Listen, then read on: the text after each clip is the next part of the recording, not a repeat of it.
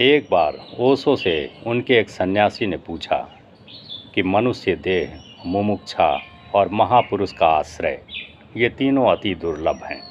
अलग अलग होकर भी जब तीनों एक साथ मिलें तब तो परमात्मा का अनुग्रह ही है, तब मोक्ष करीब है। फिर भी आप चूक सकते हैं। भगवान हमारे लिए इस सुभाषित की विशद व्याख्या करने की अनुकंपा करें। तो ओशो कहते हैं, सहजानंद, मनुष्य एक चौराहा है जहाँ से सब दिशाओं में मार्ग जाते हैं। यही उसकी विशिष्टता है। अनंत संभावनाएं मनुष्य के लिए अपना द्वार खोले हुए खड़ी हैं। मनुष्य जो भी होना चाहे हो सकता है। पशुओं का भाग्य होता है, मनुष्य का कोई भाग्य नहीं। कुत्ता कुत्ते की तरह ही पैदा होगा, कुत्ते की ही तरह जिएगा, कुत्ते की ही तरह मरेगा। इससे अन्यथा होने का कोई उपाय नहीं। मनुष्य कोरे कागज़ की भांति पैदा होता है, जिस पर कोई लिखावट नहीं है। फिर जो लिखता है स्वयं ही लिखता है, और वही उसका भाग्य बन जाता है। मनुष्य अपना भाग्य निर्माता है, अपना सृष्टा है। अगर हाथी, घोड़े, गधे ज्योतिषियों के पास जाएं तो समझ में आता है। मनुष्य जाए तो बात बिल्कुल समझ में नहीं आती। मनुष्य का कोई भाग्य नहीं है जिसे पढ़ा जा सके।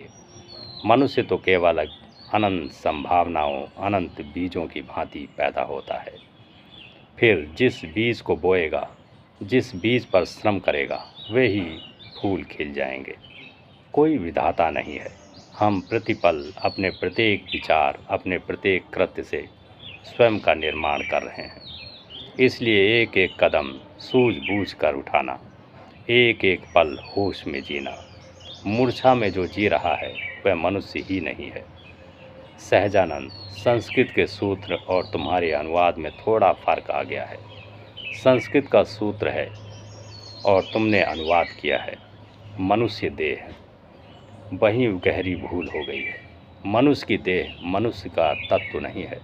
देह तो और पशुओं के पास भी है। देहों में क्या भेद, सब मिट्टी के खिलौने हैं। ऐसा बनाओ कि वैसा बनाओ। माटी कहे कुम्हार से, तू का रोंधे मोए। कहती है मिट्टी कुम्हार से, तू मुझे क्या रोंदता है। एक दिन आएगा कि मैं रोंधूंगी तोए। एक ही सोने से हजार तरह के गहने बन जाते हैं। एक ही मिट्टी से हजार तरह के घड़े बन जाते हैं। देह का तो कोई मूल्य नहीं।